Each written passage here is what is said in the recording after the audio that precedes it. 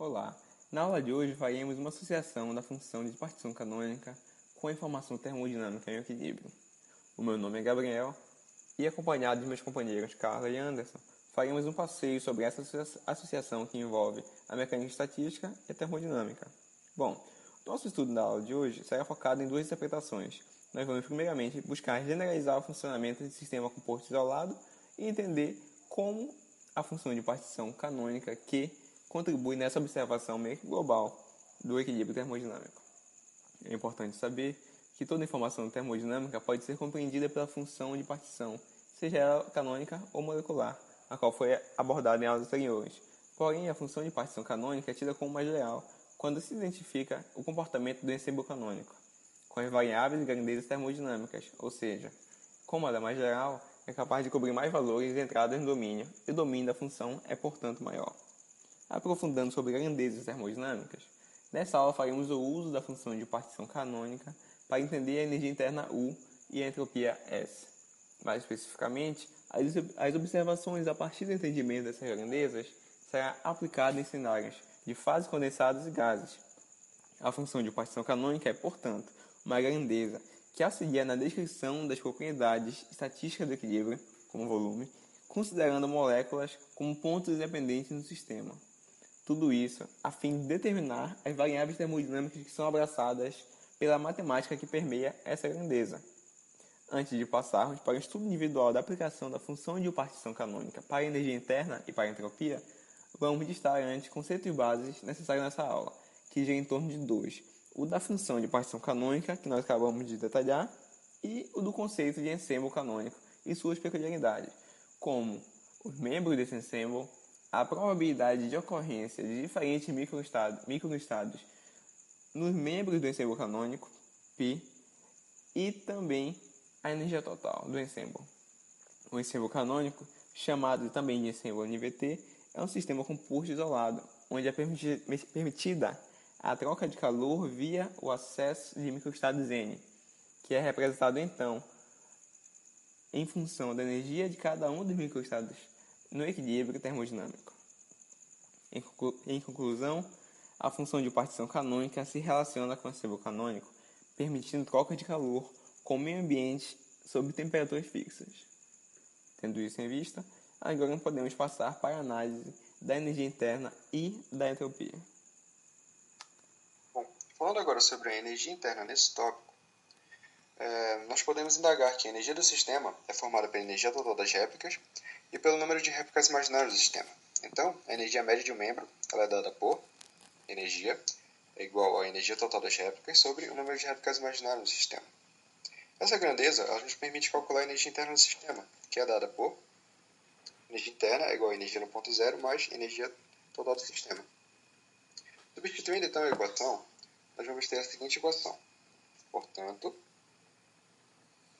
que a energia interna é igual a energia no ponto zero mais energia total das réplicas sobre o número de réplicas do sistema, sendo que esse número de réplicas ele tende ao infinito.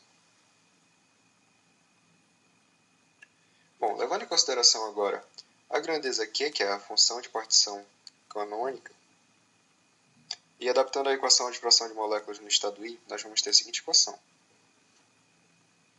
Fração de moléculas no estado I é igual a E elevado a menos beta. Esse beta é a população mais provável de cada estado no sistema, que multiplica a energia do sistema no estado I sobre a função de partição canônica. Nós vamos aplicar agora essa equação na equação da energia interna, que vai nos gerar a seguinte equação. Energia interna é igual a energia no ponto zero mais a somatória das frações de partição de molecular no estado I, que multiplica a energia do sistema.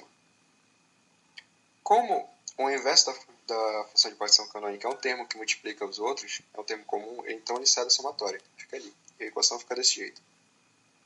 Agora a gente vai levar em consideração a equação 16.31, que foi já descrita nos outros tópicos, que diz que a função de partição canônica pode depender de outras variáveis além da temperatura, por isso a derivada em relação a beta é uma derivada parcial, como mostra a seguinte equação.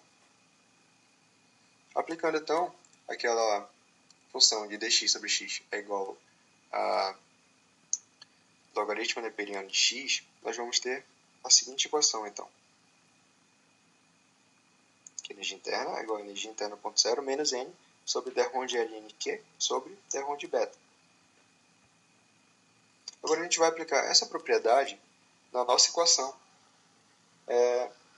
da energia interna, que vai ser na grandeza Q, que é o que a gente está trabalhando. Então vai ficar da seguinte forma, é só substituir, vai ficar desse jeito. Colocando então, aplicando de novo a função do logaritmo, nós vamos ter a seguinte equação, que a energia interna é igual a energia no ponto zero menos logaritmo neperiano da função de partição canônica sobre o d-ROM de beta, que é a população provável de cada estado no sistema. Então, é isso aqui. Como último tópico, nós temos a entropia estatística, que é definida pela fórmula de Boltzmann, mas também pode ser definida e expressa em termos de função da partição molecular. Se é correto afirmar que a função de partição contém todas as informações termodinâmicas, então seria possível obter a entropia do sistema, além da energia interna previamente obtida a partir dessa função. Essa entropia estatística pode ser obtida através de duas formas. Através da fórmula de Boltzmann, que é denominada como entropia é igual a constante K vezes o log neperiano do peso total. Definindo o peso médio e peso total, podemos dizer que peso total é representado pela letra W, til, e o peso médio pela letra W. Já obtendo a entropia pela fórmula de partição molecular, nós temos entropia é igual a energia interna menos energia interna em temperatura zero sobre a temperatura total, vezes o número de repetições, vezes a constante, vezes o log neperiano de Qzinho, que seria a representação de partição molecular. Assim, através de substituição de fórmulas, nós concluímos que a entropia, em termos de função de partição canônica, pode representar pela fórmula.